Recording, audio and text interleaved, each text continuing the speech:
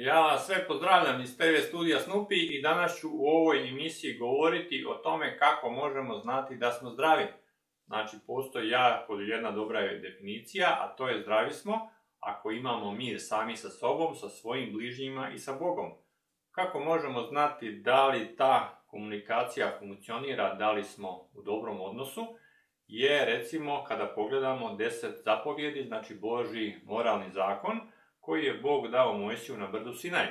Znači, 10 zapovjedi su 2 kamene ploče koji su ispisane s jedne i s druge strane i na prvoj ploči imate 4 zapovjedi, na drugoj ploči imate 6 zapovjedi, dok invalidni Božji zakon, znači zakon koji su ljudi promijenili, na prvoj ploči imate 3 zapovjedi, na drugoj ploči imate 7 zapovjedi. Kako se to desilo?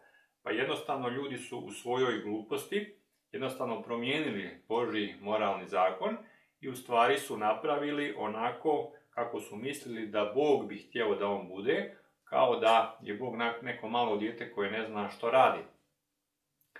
Znači, oni su jednostavno pomeli dosta slova iz tih zapovjedi i drugu zapovjed su recimo potpuno izbacili, a od 10. su napravili 2 da bi namirili razliku i zato postoji znači evidentna razlika između Božjeg zakona koji je Bog dao Mojsiju i 10 zapovjedi koji postoji u teološkoj literaturi ili koji možete vidjeti na internetu. Znači, postoje validni razlozi zašto je Božji moralni zakon koji je Bog dao Mojsiju bolji od zakona koji danas postoji u teološkoj literaturi. A to je da su svi proroci i svi koji su živjeli u Bibliji, znači upućivali na držanje tog zakona koji je Bog dao Mojsiju, a isto tako znači sam Isus je rekao da je to njegovo mjerilo naše ljubavi prema njemu. Zašto bi Isus dao da imamo mjerilo znači naše ljubavi prema njemu, nešto što više ne važi ili što je on ukinuo? Isto tako znači zakon koji se proteže u Starom Zavjetu nastavlja se isto tako i u Novom, jer u Bibliji u Novom Zavjetu ne postoji niti jedan redak koji ukida jednu od 10 zapovjedi. Znači, ako je Božji zakon promijenjen, to bi sigurno pisalo negdje u Novom Zavjetu, međutim ne postoji niti jedan jedini redak koji negira znači držanje Božjih zapovjedi. Jako je problematično to kada mislimo da smo nešto iskomunicirali, a komunikacije nije ni bilo, recimo u knjizi proroka Izaije, tamo prorok kaže: ko odvraća uho svoje od zakona, molitva je njegova mrska. Znači, jako je žalosno kada mislimo da smo kršćani, idemo u crkvu, a držimo lažnih 10 zapovjedi i Bog u stvari ni ne čuje naše molitve. Postavlja se pitanje kako možemo onda imati odnos s Bogom i kako možemo izgraditi dobar karakter i tako biti zdravi i sretni u ovom životu. Znači, u konačnici bit će spašeni oni koji su držali 10 zapovjedi, a ne oni koji su mislili da drže 10 zapovjedi. Isto tako, tamo piše da će biti isto tako spašeni oni koji imaju vjeru u Isusovu. Znači, nije svejedno kako živimo, nije svejedno u šta vjerujemo, jer Isus kaže: džaba me poštujete učeći se naukama i zapovjedima ljudskim.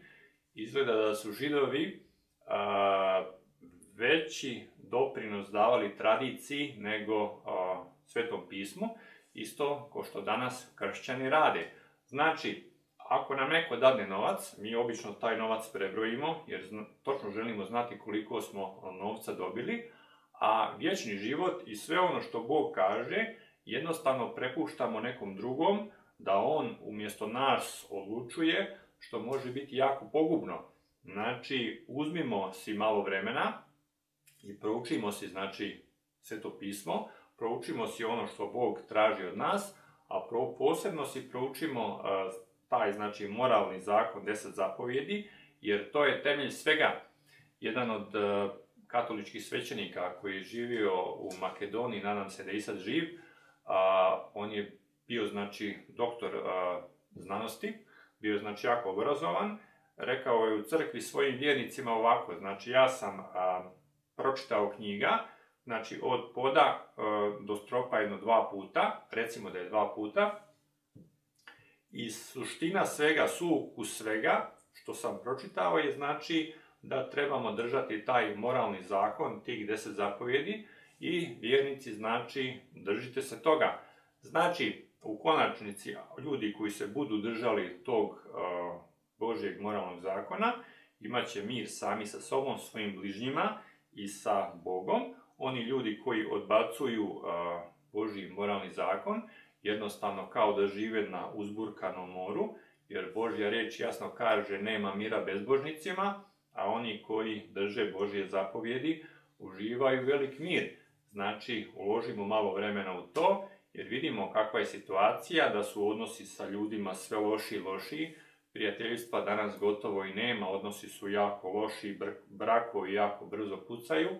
Znači, povedimo malo računa o tome, da možemo znati na kakvom temelju stojimo, da ne bi taj temelj bio led koji kad se istopi jednostavno ćemo propasti i više nas nikada neće biti.